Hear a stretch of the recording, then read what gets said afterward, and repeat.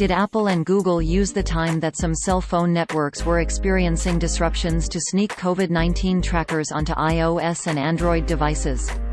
No, that's not true. The two companies are in a partnership to deploy contact tracing tech to help prevent the spread of the novel coronavirus. It's not a mandatory program, as the settings, coming with iOS 13.5 and Android's latest software release, can be turned off. This is added to cell phones during regular software updates and was widely publicized. Phone service disruptions were not used as a cover to install the software. The claim appeared in a meme, including in a post published on Facebook on June 18, 2020. The post read, quote, "Please share," end quote. Quote, "So when everyone was having phone disruptions earlier this week, they were adding COVID-19 trackers to our cell phones. If you have an Android phone, go under your settings and then Google Settings and it's there.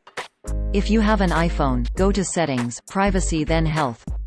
End quote. This is what the post, which then included screenshots from Android and iPhone devices, looked like on Facebook at the time of writing. Source: Facebook screenshot taken on Friday, June 19, 17 hours 52 minutes and 16 seconds 2020 UTC. There was nothing sneaky about this, as the post seems to suggest. The companies, in fact, have been promoting the contact tracing apps for some time, with some governments around the world adopting the collaborative effort to better track how and where the potentially deadly virus has spread. As media outlet ZDNet explained in a May 20 story, quote, "Apple on Wednesday released iOS 13.5 and iPadOS 13.5. The update includes bug fixes, improvements, and, perhaps most notably, changes to how Face ID works when iPhone owners are wearing a face mask, along with the COVID-19 contact tracing feature. The update is available right now. You can install it by opening the Settings app and going to General and GT, Software Update and following the prompts. Once installed, Face ID will immediately display your PIN code prompt after it fails to recognize your face. Previously, Face ID would try to recognize your face multiple times before prompting for your PIN code. The change is welcomed, especially for those who are wearing face masks while in public, something that causes Face ID to fail. Apple also included a new COVID exposure notification feature in iOS 13.5 on the iPhone. The feature is part of Apple and Google's previously announced partnership that enables a contact tracing API for health officials to build apps and use to fight the spread of COVID-19. It provides an anonymous way to alert others you've come in contact with over the last 14 days should you contract COVID-19 and test positive, as well as a means for you to be alerted if someone you've been in contact with has tested positive. We have a complete breakdown of how the feature works and attempts to maintain anonymity."